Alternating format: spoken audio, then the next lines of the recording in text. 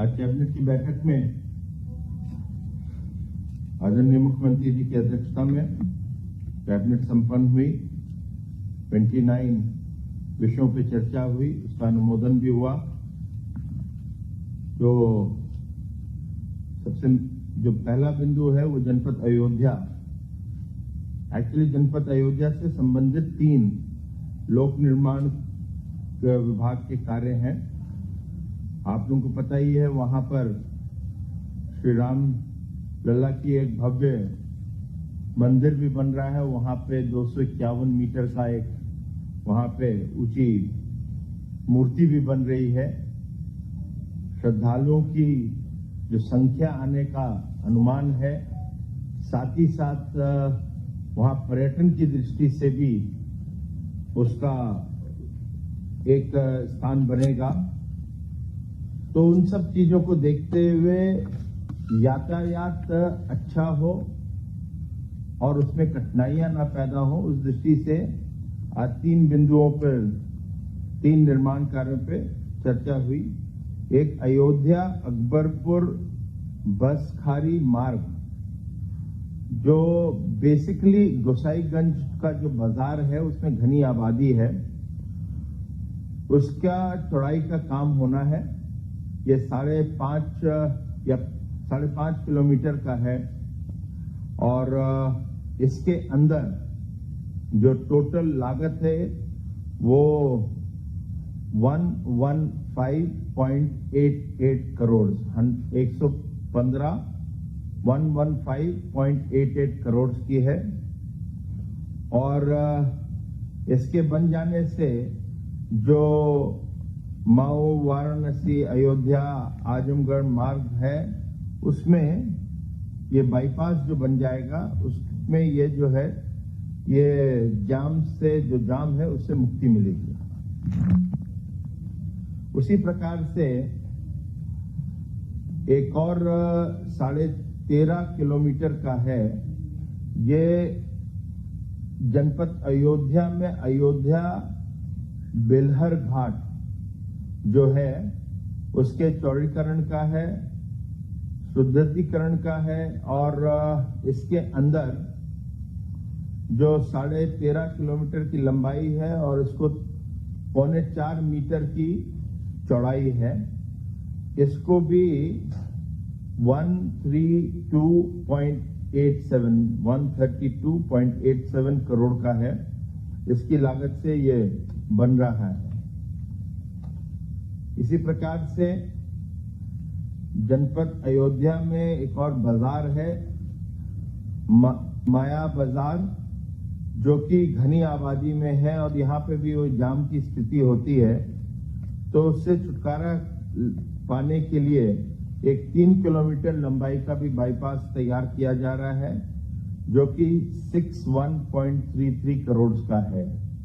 तो ये जो 3 थे, विशेष रूप से इस दृष्टि से वहां पर बाईपास तैयार कर रहे हैं, चौड़ीकरण कर रहे हैं, और जिससे कि आने जाने में आवागमन में कोई दिक्कत ना हो।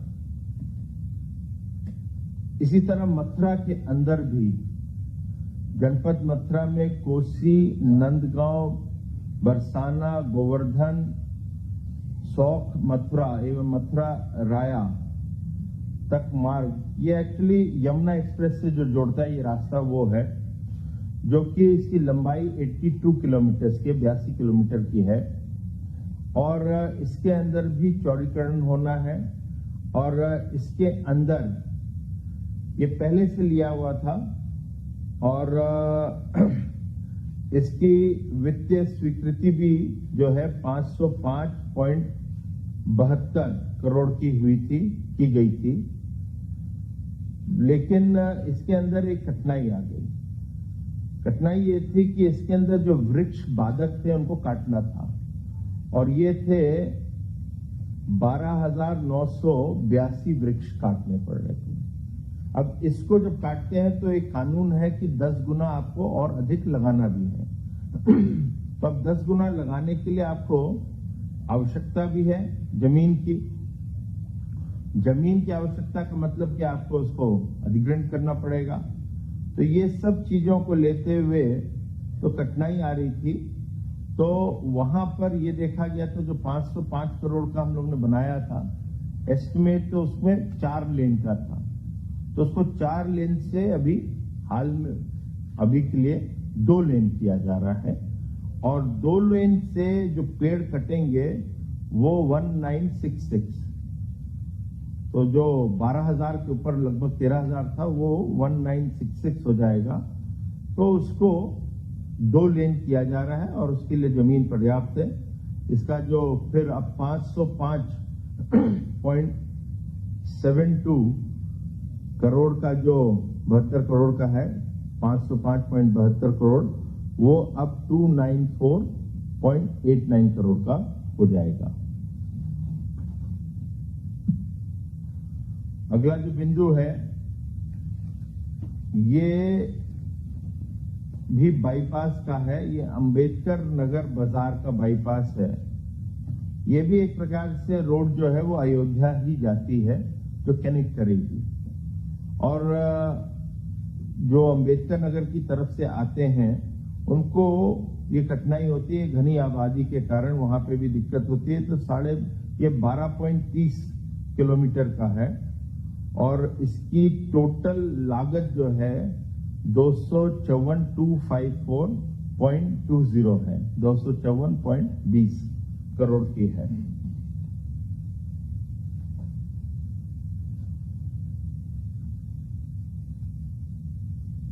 कौशाम्बी हम लोग की बौद्ध धर्म और जैन श्रद्धालुओं की एक जनपद है, प्रसिद्ध जनपद है। लेकिन वहां पे आने जाने के लिए विशेष रूप से प्रयागराज का रेलवे स्टेशन और प्रयागराज का एयरपोर्ट इस्तेमाल भी होता है। तो इसको देखते हुए वहां पर पूरा का पूरा एक दोनों जनपदों को जोड़ता हुआ 42.06 किलोमीटर का 4 लेन का एक निर्माण कार्य रोड का होने जा रहा है।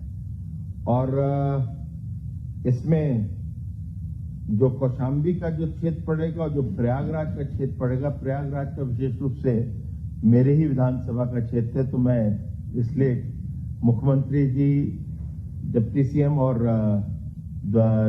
कैबिनेट का धन्यवाद भी करूंगा आप लोगों के माध्यम से, क्योंकि बहुत बड़ी चीज होगी और इससे शहर जो है वो ग्रामीण क्षेत्र से बहुत अच्छी तरह जुड़ जाएगा और पर्यटन की दृष्टि से एक बहुत बड़ा, और श्रद्धालुओं के लिए भी एक बहुत बड़ी, ये एक मतलब एक आसान, अच्छा और लाभदायक चीज होने वाली है। तो इसका स्वागत है। और ये 808.94 करोड़ का है।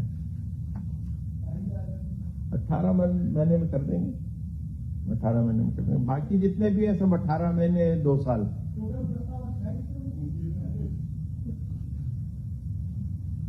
जनपद लखीमपुर खीरी, लखीमपुर से दुधवा राष्ट्रीय जो पार्क है उसको 2 लेन करने का वो रास्ता है, मैं उसको 2 लेन और अच्छा करने के लिए एक प्रस्तावित आया है।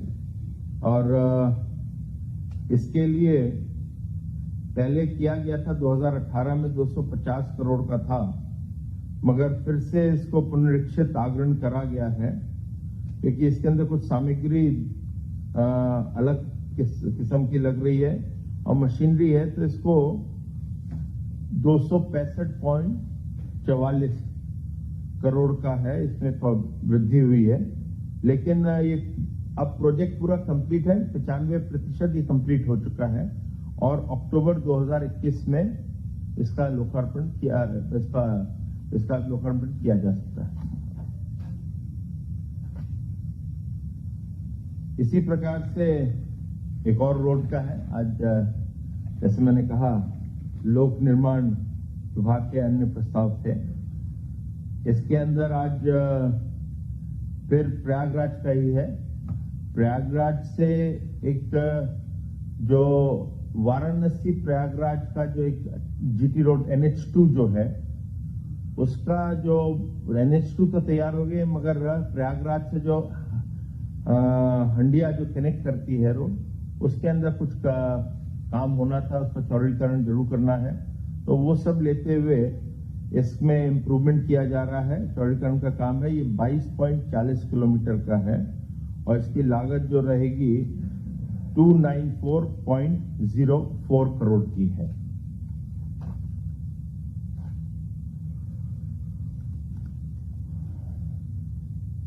ये राज्य विश्वविद्यालय आजमगढ़ की स्थापना हेतु तहसील सदर के ग्राम अस्पालपुर व आजमबाद, ये एक्चुअली इसमें ये जो है ये जमीन इसमें 2019 में ही हम लोगों ने इसके बारे में प्रस्ताव पारित किया था 7/3/2019 में, और इसके अंदर जो मोहब्बतपुर तहसील है वहां पर इसकी जमीन भी ली गई थी, और जो जमीन ली गई थी उसके अंदर कुछ कठिनाइयां आई। जो बगल में तमसा नदी है, तमसा नदी की जो जमीन है, जो बेसिन है, उस पे जब कंस्ट्रक्शन या नींव डालनी पड़ती है तो वो मिट्टी जो उसकी होती है, सॉइल कंडीशन उसको सूट नहीं करते हैं नींव डालने के लिए।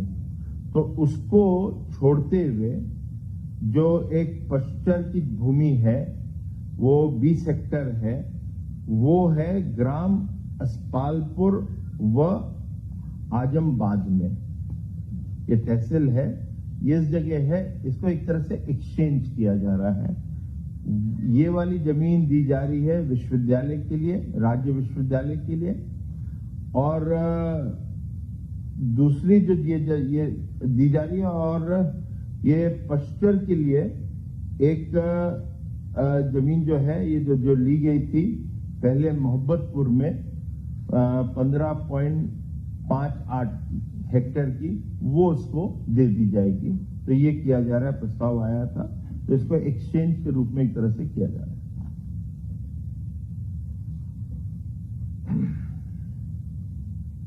ये जो नए मेडिकल कॉलेजेस बन रहे हैं, जो establishment of new medical colleges का जो डिस्ट्रिक्ट लेवल के जो जिला चिकित्सालय जो हैं उनको जो अपग्रेड करते हुए राजकीय मेडिकल कॉलेज की किया जा रहा है, इसके अंदर जो अमेठी के अंदर है उसका एक विषय आया है।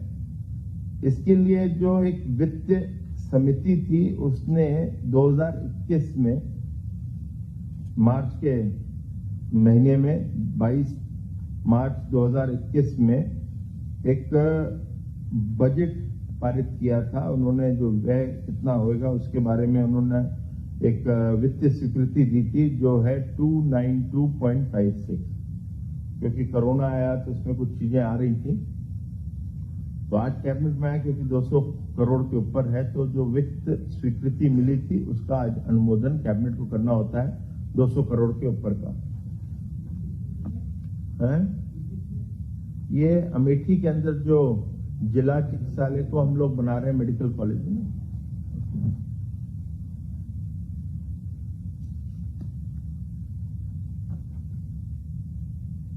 ये बहुत ही महत्वपूर्ण है। इस विषय को जो हमारे मुख्यमंत्री जी की और प्रधानमंत्री जी की जो एक कल्पना है, एक जो लोकतांत्रिक एक व्यवस्था है इस देश के अंदर, और जो हम लोग के सिद्धांत भी हैं कि आखिरी पायदान पे जो खड़ा हुआ जो व्यक्ति है उसको लाभ मिलना चाहिए, उसको सहूलियत मिलनी चाहिए। और हमेशा देखा गया है जो ग्रामीण क्षेत्र में है और पंचायत, ग्राम पंचायत के कोई कार्यालय हो या यहाँ कहीं उन लोगों को कठिनाइयां होती रहती हैं। इसलिए ये आज एक निर्णय लिया गया है कि पंचायत भवन बनने चाहिए, ग्राम पंचायत भवन बनने चाहिए। टोटल हमारे यहाँ 58,189 ग्राम पंचायत है। 58,058, मैं इसलिए नंबर बोलता हूँ, इजी रहता है लिखने में। 58,189 ग्राम पंचायतें हैं, और इसके अंदर 33,557 33,557 जो ग्राम पंचायत है, वहां पर अन्य प्रकार के आपके भवन बने हुए हैं, लेकिन उनकी हालत बहुत अच्छी नहीं। कोई छोटा है, कोई एकदम ही गिरता हुआ है, और किसी का कुछ और है, मतलब हर चीजें वहां पे कठिनाइयां हैं। और 24,617 24617 में कुछ भी नहीं अभी बना है। तो इसलिए एक निर्णय लिया गया कि मरम्मत और विस्तार के लिए तो 2.25 लाख रुपए प्रति ग्राम पंचायत को दिया जाएगा और जहां नहीं है वहां पे नए सिरे से बनाया जाएगा। और इस पे पूरी लागत लगभग 4,000 करोड़ की लगेगी सबको मिलाते हुए। और जब ये बन जाता है तो वहां पर तुरंत इसकी ट्रेनिंग के बाद वहां पर एक पंचायत सहायक, क्योंकि हमारी एक सेक्रेटरीज होते हैं पंचायत के और ये प्रधान के साथ सेक्रेटरीज लगाते हैं, तो वो पर्याप्त नहीं है अभी तक। जो हमारे पास 10,000 है सब मिलके, तो इतनी ज्यादा है। तो एक प्रकार से जिस पंचायत में या ग्राम मतलब गांव से वो हैं, वहीं से एक ट्रेनिंग करते हुए एक पंचायत सहायक और एक कंप्यूटर ऑपरेटर, उन लोग को लिया जाएगा। तो ऐसे 2 लोग लेंगे तो ये लगभग 1,20,000 लोगों को नौकरियां भी मिलती हैं। ये साधारण निर्णय नहीं है। इसमें एक तो लाभ है कि आपके पंचायत और ग्राम पंचायत के लेवल पे आपको सहूलियतें मिल रही हैं। सरकार की जितनी भी योजना होते हैं पंचायत लेवल पे, ग्राम पंचायत लेवल पे, जो ब्लॉक लेवल पे जितनी भी चलती है उसमें कठिनाइयां हैं। उसके अंदर कहीं जानकारी लेनी है तो वो सेक्रेटरी के आगे पीछे घूमता रहता है, वो कम होते हैं। बीडीसी को भी कुछ काम करवाना पड़ता है, बेचारा उसको लगता है कि मैं एक तरफ जीत तो गया, उसके बाद कुछ बचा ही नहीं मेरे पास। तो उसको सब करने के लिए वहां पे एक कार्यालय होगा, तो कार्यालय में सब बैठेंगे, जानकारी उपलब्ध होगी। कोई फॉर्म भरना है, किसी को मदद देनी है, वो तहसील में जब आता है तो वहां पे मिलता है, ये सब होता है। एक कॉमन फैसिलिटी सेंटर वहीं पे रहेगा। ये सब चीजें जो हैं उससे इन लोगों को मिलेगा। और ये 6 मुख्यमंत्री ने विशेष रूप से कहा है, ये पूरी की पूरी कार्रवाई 6 महीने के अंदर होनी चाहिए। इसमें ढिलाई नहीं, पूरी मॉनिटरिंग होगी। और मुख्य सचिव को भी कहा है कि इस पे आप जरूर इस पे ध्यान देंगे और इसकी रिपोर्टिंग बना के मुझे देंगे। मुख्यमंत्री जी ने विशेष रूप से कहा है। तो इसके अंदर बड़ी लाभार्थी की जो एक काम होता है, उसके बाद जन्म मृत्यु, उसके बारे में है ही नहीं कहीं जानकारी, बेचारों को कठिनाइयां होती हैं। उसके साथ फिर अनेक बीपीएल परिवार होते हैं, उनके कार्ड बनने होते हैं, वो भागते रहते हैं। आपके स्वास्थ्य विभाग के भी कार्ड बनने होते हैं, वो नहीं मिल पाते हैं उन लोग को। और फिर अन्य जो भी आप लेना चाहें इसके अंदर सभी योजनाएं जो ग्रामीण क्षेत्र से संबंधित तो वो आती हैं। तो एक वे बड़ा कार्य हो रहा है। नौकरी तो एक तरफ से गांव के अंदर मिल ही रही है, ट्रेनिंग हो रही है, और उनका खुद का ग्राम पंचायत का एक अच्छा भवन बन रहा है जिसमें कार्यालय चलेगा और लोगों को वहां से सुविधा उपलब्ध रहेगी। नहीं, 2 जने आपके हुए तो एक प्रकार से आपके 58,000 है ना, तो सब 1,20,000 के आसपास हो गया ना। इसके अंदर भी वो फिक्स हो जाएगा, मानदेय वंदे सब आएगा, फिक्स होगा। मगर मेरे ख्याल से जो बता जो रहे थे उसके अंदर 6,000 रुपए प्रति माह दिया जाएगा जो ऑपरेटर्स देंगे। मोटा इतना ही होएगा 6,000 का।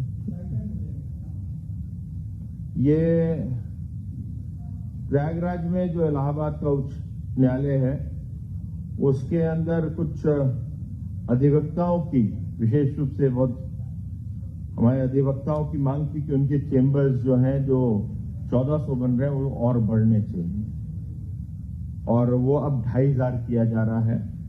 और भी चीजें उसमें लगेंगी, कुछ जजेस के भी चेंबर्स क्योंकि वहां संख्या बढ़ रही तो उसको भी बढ़ाना है। तो ये सब बनाते हुए जो हमने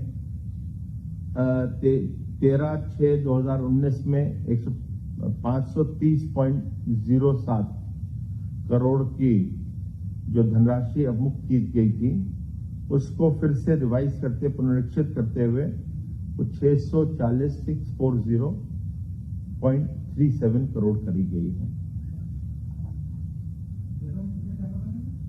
वो है, मेरे पास अभी डिटेल एग्जैक्टली है नहीं, मगर दे सकते हम लोग। 2,500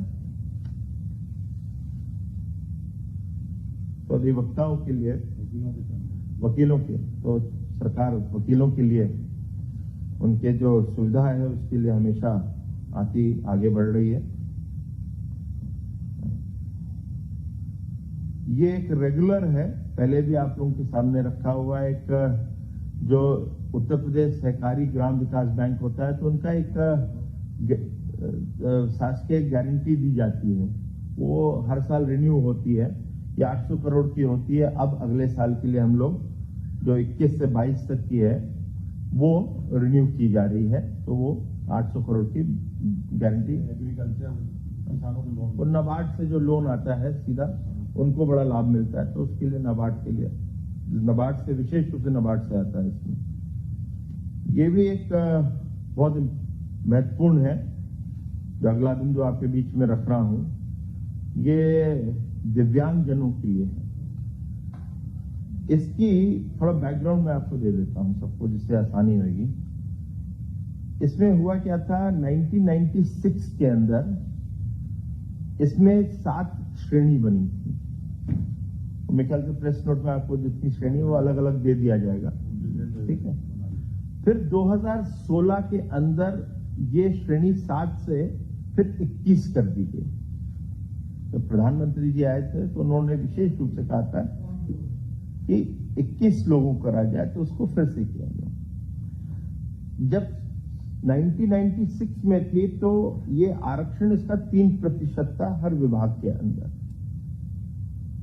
और 2016 में क्योंकि 21 हो गई तो 4% कर दिया गया था। लेकिन इसके अंदर अब जो है ये डायरेक्ट आरक्षण सुनिश्चित करने का प्रावधान किया जा रहा है।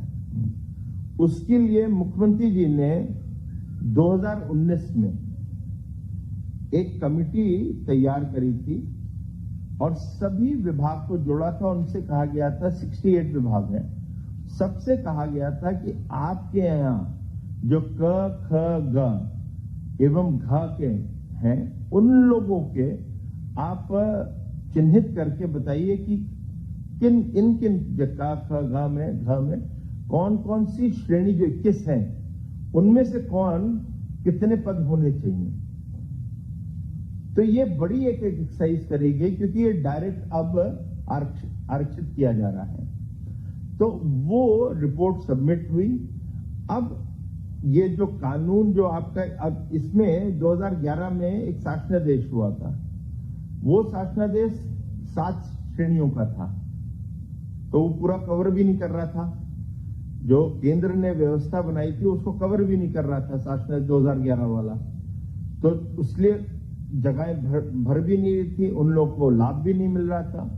तो अब केंद्र की प्रधानमंत्री जी ने जो एक व्यवस्था लेकर आए थे उसको एक प्रकार से डायरेक्ट रिजर्वेशन जो होना चाहिए हर कैटेगरी में जो है क ख ग घ, उसके अंदर कितने पद हर विभाग के हैं उसके हिसाब से उनको डायरेक्ट नियुक्ति कर दी जाएगी।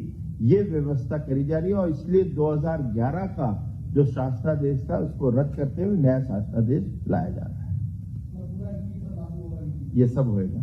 तो एक ये बहुत बड़ी चीज हो रही है जो दिव्यांगजनों के लिए किया जा रहा है इस सरकार के माध्यम से, और 4% डायरेक्ट होएगा हर कैटेगरी के अंदर।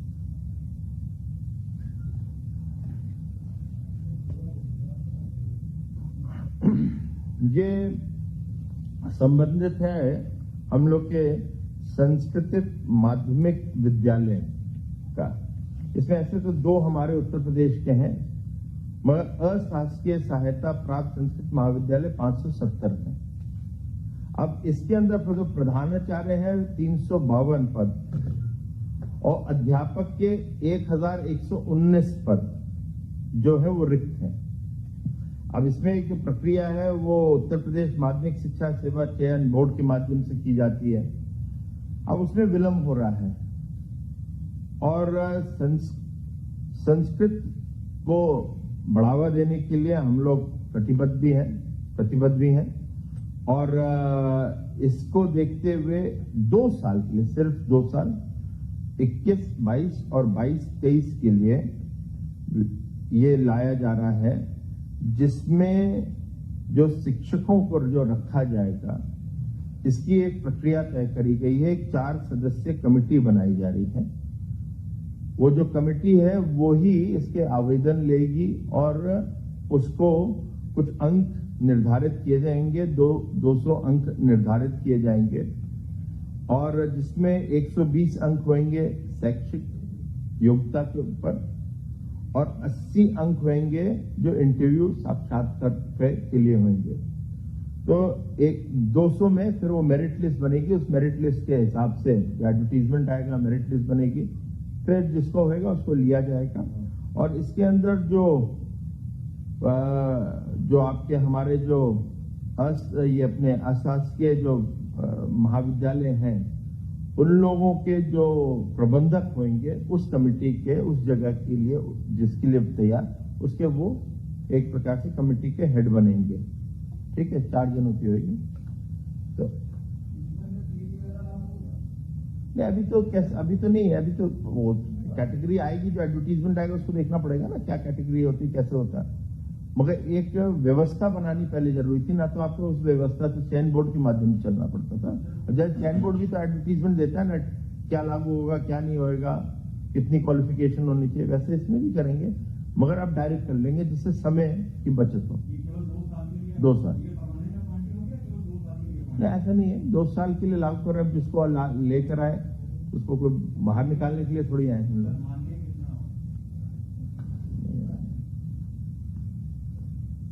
इसके अंदर जो 1 से 10 कक्षा होती है उसमें 12,000 होएगा और 11 और 12वीं क्लास का जो होगा उसमें 15,000।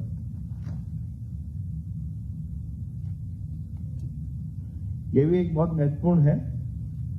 आप लोगों को याद होगा आयुष्मान भारत जो के तहत जो एक गोल्डन कार्ड्स बन रहे थे, 5 लाख की स्वास्थ्य बीमा योजना है। इसके अंदर पहले 1 करोड़ 18, मतलब 2011 का सेंसस है, तो उसमें 1 करोड़ 18 मतलब 1.18 करोड़ परिवार शामिल हुए थे उत्तर प्रदेश में। फिर मुख्यमंत्री जी ने कहा था कि मुख्यमंत्री जन आरोग्य एक और करा जाए जो लोग और नहीं जुड़े हैं, क्योंकि 2011 का सेंसस था। और उसके अंदर फिर हम लोगों ने कोई 10 लाख का टारगेट रखा था, 10 लाख लोगों का सर्वे हुआ था तो उसको जोड़ा गया था। लेकिन फिर से देखा गया कि अब जो अंत्योदय कार्ड धारक हैं उनको भी जोड़ा जाए, तो ऐसे लगभग 40 लाख परिवार आ रहे हैं। हो सकता है उसमें डबल हो, कुछ इंक्लूड हो सकते हैं, क्योंकि 2011 का सेंसस है ना, तो 2-3 लाख हो सकते हैं, मगर वो रेपिटेशन होगा तो अपने आप ही कट जाएगा। तो 40 लाख अंत्योदय कार्ड होल्डर्स जो कि वंचित रहे 2011 के सेंसस के आधार पर, आज उनके लिए कैबिनेट ने निर्णय लिया है कि उनको